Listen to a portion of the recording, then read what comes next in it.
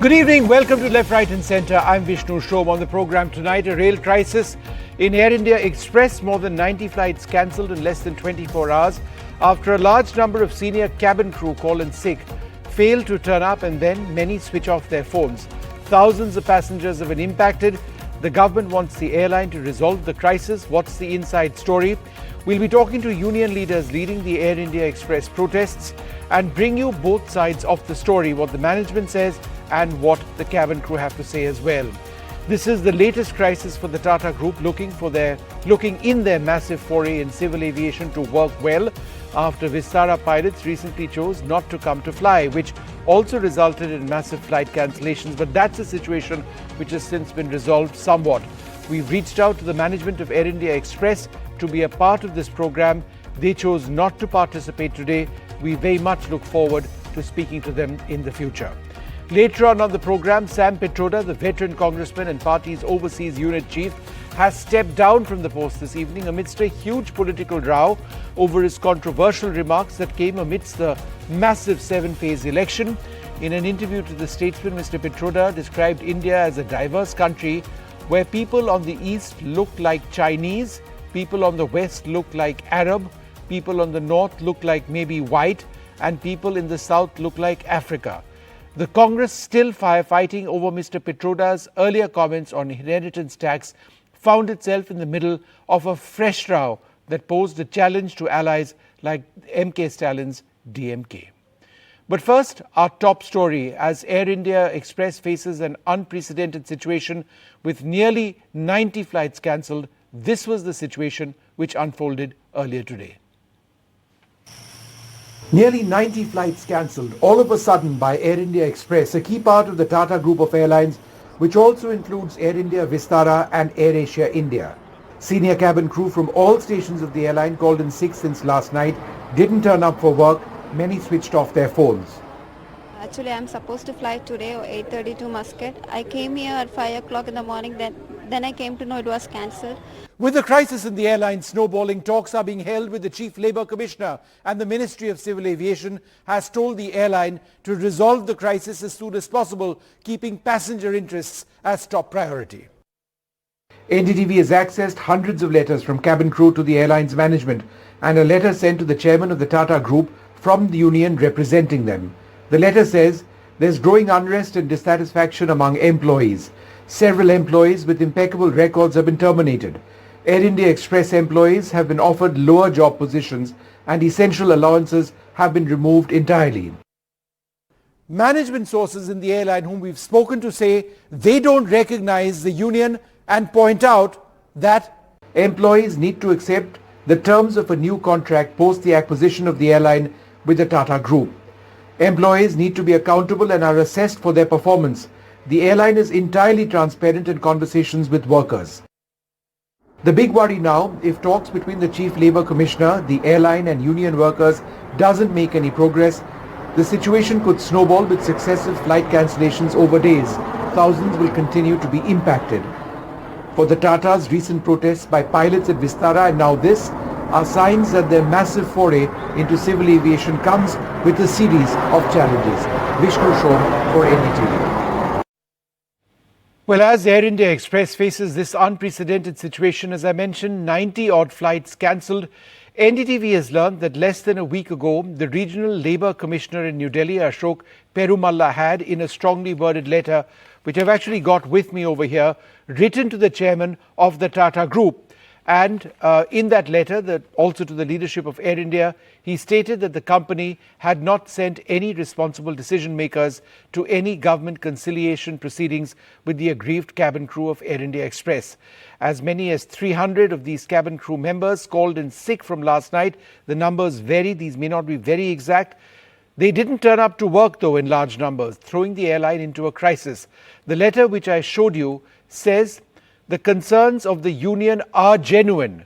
The management of Air India Express has not sent any responsible decision makers to any of the conciliation proceedings. Mismanagement and blatant violations of labour laws were apparent. The HR department tried to mislead the conciliation officer with wrong information. Now, sources within Air India Express say that they do not recognize the union as being legitimate.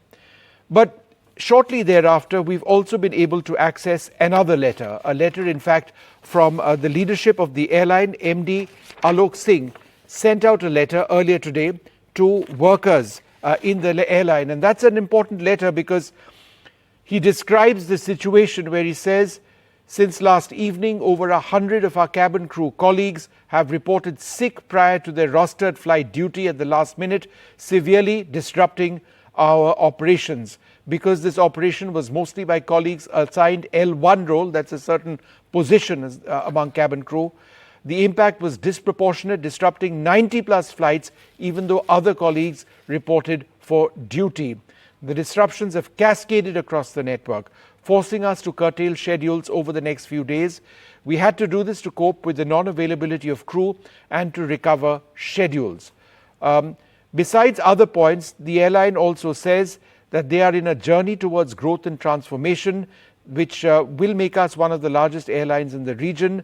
Let's work together to embrace the transformation and change and support a competency-based, customer-centric organization that the market demands. So essentially saying that it's time people got used to a new system of assessments in the workplace and new professional requirements. Well, joining us now for more on this, we are joined by S.V.S. Subramaniam. He's the National Executive Member of the Bharatiya Mazdoor Sangh, which represents the pilots, the cabin crew members of Air India Express. We're joined by Captain Amit Singh, founder of the Safety Matters Foundation, and Sanjay Lazar, who's an author and aviation consultant who's been tracking this very, very closely indeed. Mr. Subramaniam, as I understand it, you are now in conversations with the Air India management, the union that you represent. Is there any chance of progress? Is there any chance of this deadlock ending very soon? Good evening, Mr. Vishnu Som.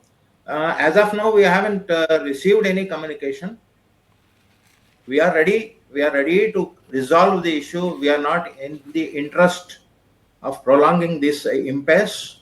The Bharatiya Mazdoor Sangh is a nationalistic organization. We believe in the interest of the nation. Our thing is first is the interest of the nation, then the industry in which we are working, and then we protect the rights of the workers. But unfortunately, what I was led to believe is that there are conversations taking place with labor commissioners, the chief labor commissioner. That's not started. That's not yet. Not yet. And sir, the other point, Mr. Subramaniam, is that the airline says, and our sources in the airline are saying that they don't recognize you as being a valid union which represents cabin crew. How would you respond to that? We are having around a membership of around 600. They give us protection. Workman protection is given to us. Our members are protected under the Workman Act also, Trade Union Act. The CLC, the RLC, ALC, they call us for the meetings. The management appears. The whole thing started with the merger. Tata's is a very reputed brand, we admit. We respect that. But unfortunately, the Tatas are looking after their employees in other sectors very well. But when it comes to the airline sector, I don't know why this has started. Maybe, to my understanding, before privatization, the bureaucracy which was ruling the roost have come en bloc to the Air India Express in the privatized sector. So they believe that they're still working in the government sector and wants to dictate terms. This is not so. In any industry, the workers and the management have to go hold their hands together and go. Only one-sided approach does not solve problem. It will only create more complications. But Mr. Subramaniam, there's another way of looking at it as well, that anybody who's been a part of a government setup, as have employees of Air India Express in the past, have to accept that in the corporate setup, there are new expectations. There is a philosophy of competence based on many factors. It's true of all private workplaces. It's not. I don't deny it. And therefore, the point which is being made is that there is a transition process and that these workers have to come in line, and that many of these expectations are what are in fact implemented in many airlines across the world, certainly in India. Okay, sir, I don't deny it, but the management has to take the employees into confidence. Here, in this instance, the employees are kept in the dark. You see, today Mr. Sam Pitroda has given a statement about this one. The South Indians look like Africans and so on and so forth. No, let's stick In to the topic. Air India Express, Yes.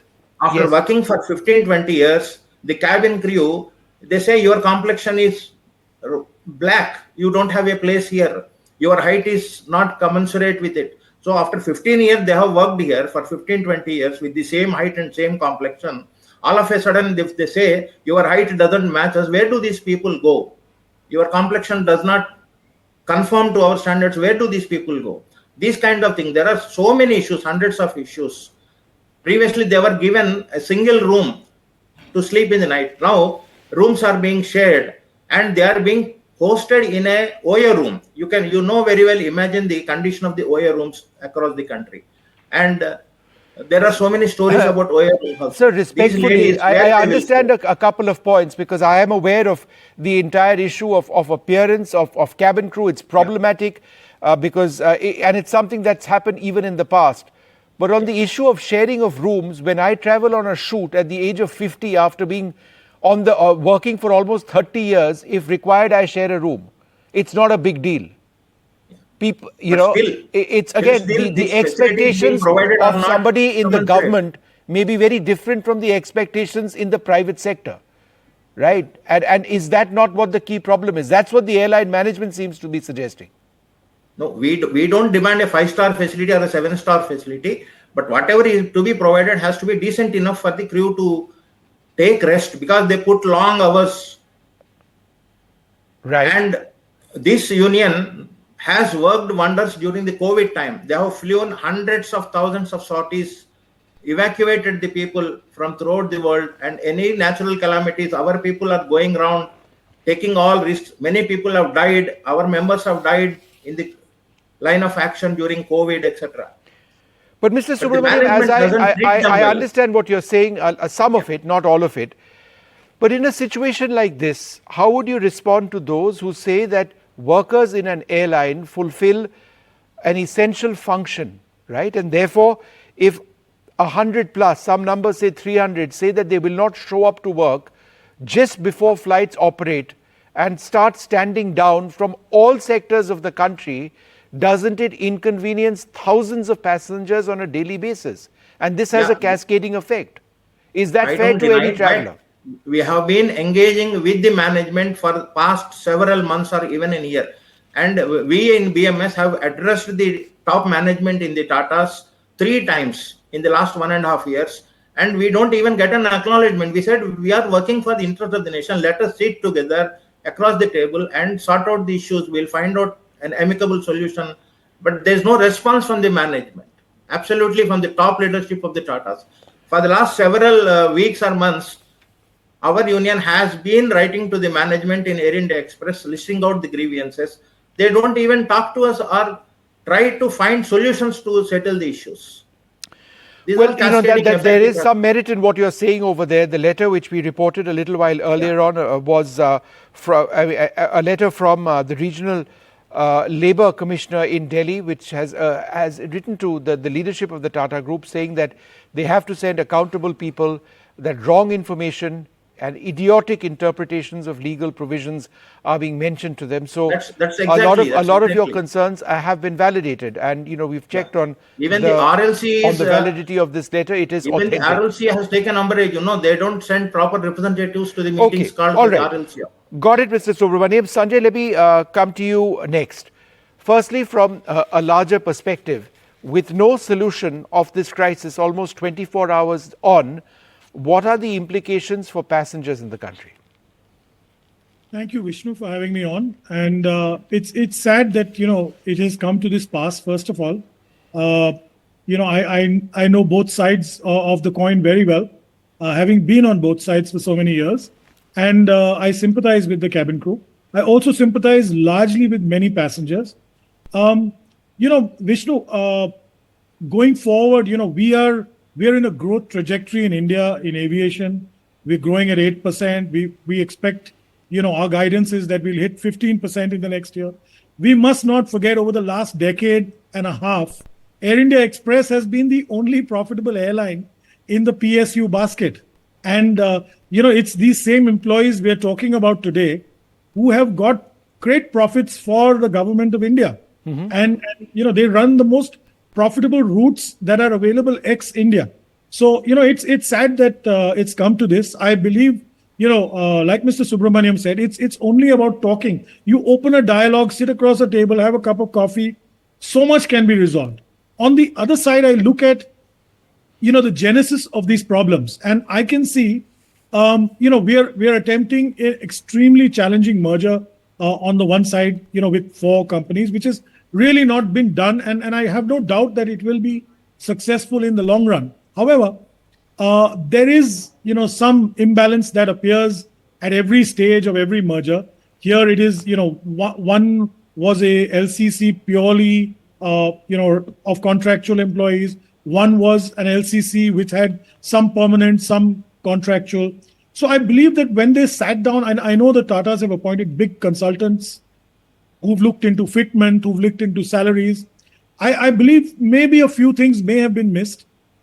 I think HR is a function that needs to be, looked at very closely. And perhaps in the larger picture, I would expect, the CEO, like you rightly said, has put out some mail or letter to the staff.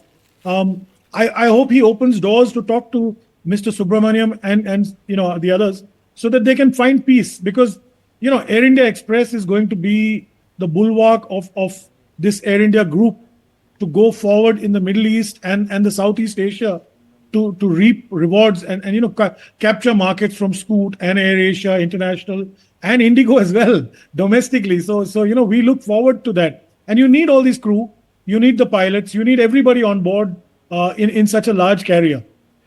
There's a statement which has come from Air India Express in just the last few moments. I'm just going to read that out. We'll have graphics prepared on that in a little while. This is important for passengers. Air India Express would like to reassure all guests of its firm commitment to minimize inconvenience caused to them because of a small section of our cabin crew reporting sick at the last minute, disrupting the airline's operations. Keeping guest convenience in mind, we mobilized all our resources, revised our flight schedule. We are accommodating affected guests on alternative flights, including those of group airlines. So this is an important step to ensure that they reach their destinations at the earliest. We request guests book to fly with us, etc., to check on their status. Amit Singh, just a quick reaction to this.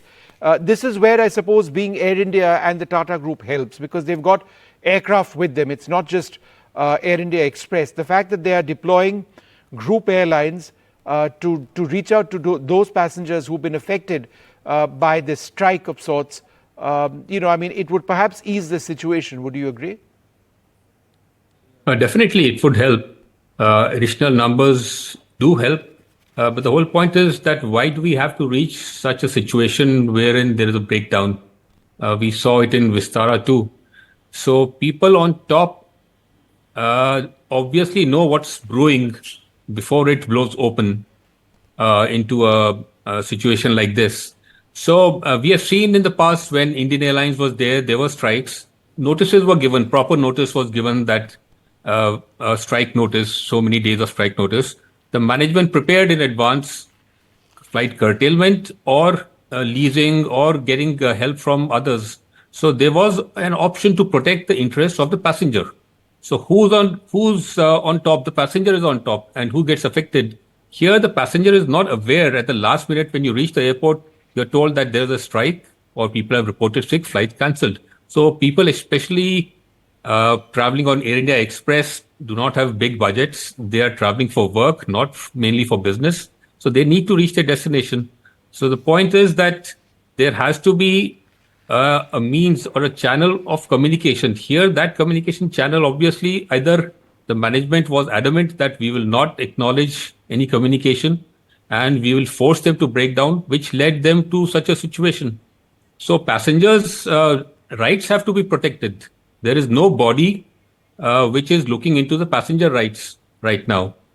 Even we have a passenger charter, but that is hidden somewhere. So it is not displayed in the open that what can a passenger expect, an alternative arrangement or accommodation, meals, etc. We've seen it in other disruptions also.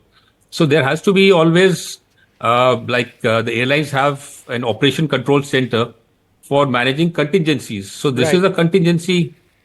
So they have to get into that mode Sure. to deploy all available services. Mr. Subramaniam, how many cabin crew members are part of this protest? Are you using the word strike? Around 300. And all of them, and as I understand it, from every part of the Maybe country, right? I don't Every have an station. exact figure, but throughout India they are reporting sick.